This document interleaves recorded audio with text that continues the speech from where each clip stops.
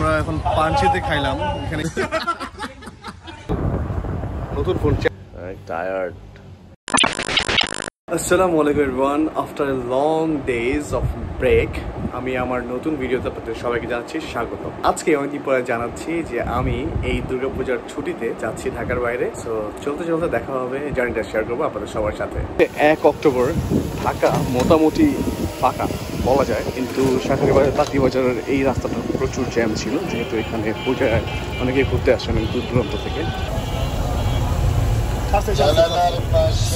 আমাদের জার্নি এখান থেকেই শুরু। আমি চেষ্টা করব কিছু কিছু ক্লিপ আপনাদের দেখাইতে। আমার সাথে আছে সাজিন, আমার ট্যুর পার্টনার জাম্বো সাজিন। বসতে পারতেছে না, কষ্ট হচ্ছে অনেক, কিছু করার নেই, আমরা বাসের টিকিট পাইনি, সো এই বাসে যেতে হবে। তো এখন স্যান্ডউইচটা খাইলাম। স্যান্ডউইচটা খাওয়ার আগে আমার মনে ছিল না যে ভিডিও করা উচিত। সাজ্জু ওর তো একটা স্যান্ডউইচ ভেবো না, ওর জন্য ড্রাগনের জুস নেওয়া হচ্ছে। পরিবহনের যে বাসগুলো বর্তমানে প্রচুর হাইপে আছে, আর এমন জোরে চালায়, রাস্তাঘাটে এরকম জোরে বাস চালানো খুবই ডেঞ্জারাস। আমি 2-1 শাউট করছি, আর আসলে কিছু করার নাই। ঢাকা থেকে এই পর্যন্ত আসতে মিনিমাম, মানে এই উজান ভাটি পর্যন্ত আসতে মিনিমাম 200 হর্ন দিছে। আমাদের খাওয়ার পালা শেষ। Let's go to Sreemangal. Maybe 4টার দিকে আমরা শ্রীমঙ্গল পৌঁছাবো। বাইরে ভাই বাসটায় উঠছিলাম, বাসটা কি যারা চালাইছে রে ভাই। প্রায় দীর্ঘ 40 মিনিট উজান ভাটি থেকে একটু সামনে এসে এরকম তীব্র জায়গায় বয়ে গেলাম সিলেট হাইওয়েতে।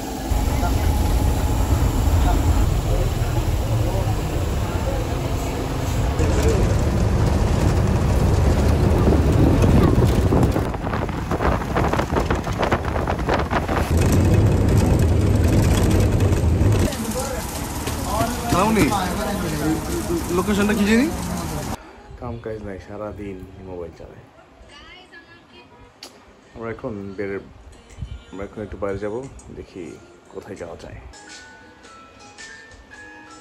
শ্রীমঙ্গল শহরটা নীরব, আমরা শহর থেকে বেশি দূরে না, এখানে রাস্তাগুলোতে মানুষজন কম।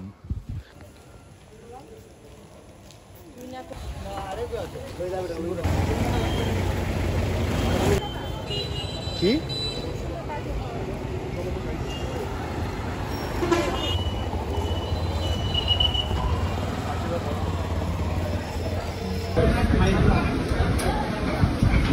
আমি পরোটা চা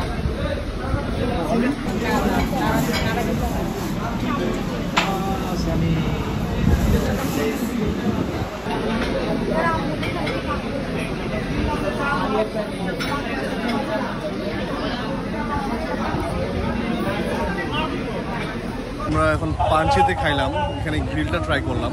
গ্রিলটা মোরলেস আমি 10-এ 8 দিব। কত দিবি গ্রিলটা? কেমনি অনেস্টলি যদি গ্রিলটা আউট অফ 10 8, তো আমাদের রিভিউ মোটামুটি সেম।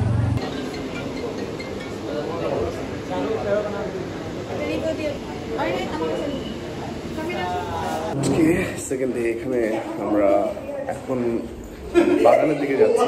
বাগানে যেয়ে দেখি যেখানে কেমন লাগে।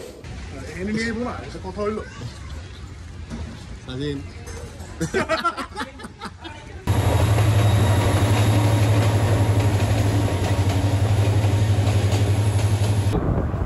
নতুন ফোন চ্যালেঞ্জ, এক ভাই চ্যালেঞ্জ করেছে।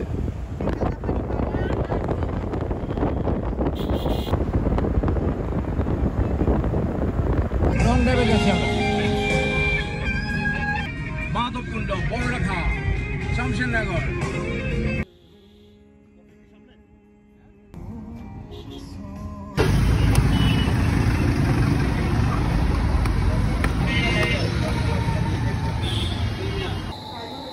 এটা হচ্ছে পাল্লাথল চা বাগানের ম্যানেজার বাংলো।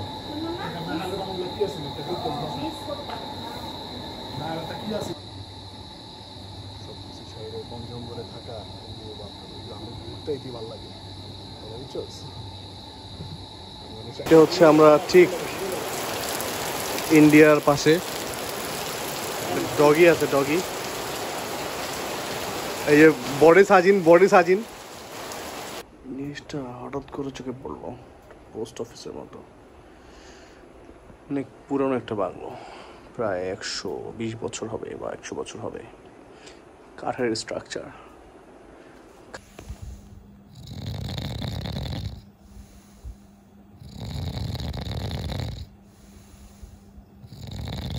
Good morning. আজকে আমরা ঢাকার উদ্দেশ্যে ব্যাক করব। সাজির মাত্র 2 ঘন্টা ঘুমাইছে, অনেক টায়ার্ড। দেখা যাক কি হয় আজকে দিনটা। চা বাগানে আমার অনেক অনেক সময় পার করা হয়েছে, যেহেতু আমার খালু তো চা এস্টেটের ম্যানেজার হিসেবে কর্মরত আছেন। আমি এখানে অনেক দিন এসেছি এবং বেশ কিছু বাগানে ঘোরার আমার অভিজ্ঞতা আছে। সে বাগানের বাংলোটা আপনাকে একটু ঘোরায় দেখে দাঁড়ান।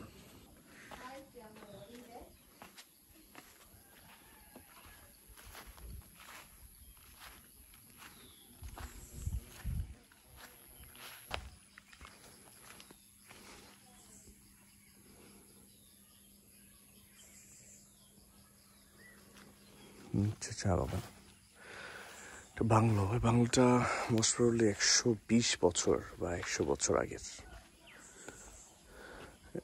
Made with would.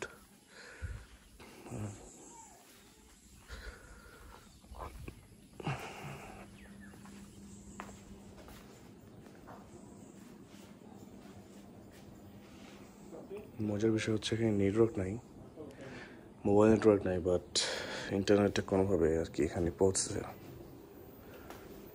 দেখেন,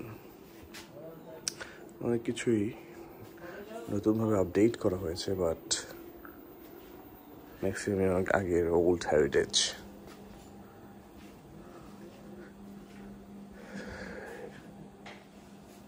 এখানে একা থাকা খুবই ডিফিকাল্ট।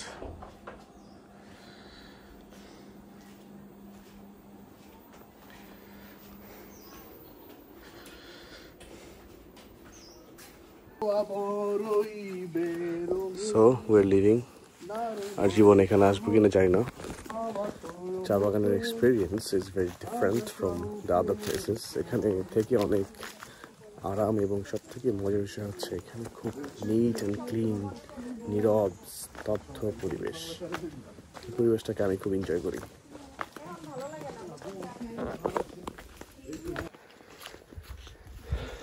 প্রচুর রোদ, হ্যাঁ। এরকম ঝর্ণা, পাহাড় থেকে ঝর্ণার পানি আসে। ঝর্ণা বা ঝিরি যাইবই না কেন, আসলে এগুলোর উৎপত্তি স্থল দেশের বাইরে অনেক অনেক দূরে।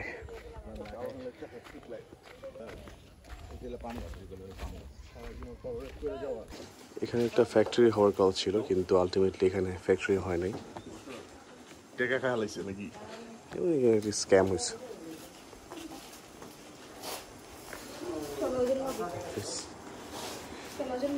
এখান থেকে আমাদের জার্নি এখানেই শেষ। এখন আমরা গাড়িতে উঠে আমরা শ্রীনগর টাউনের দিকে যাচ্ছি নাকি।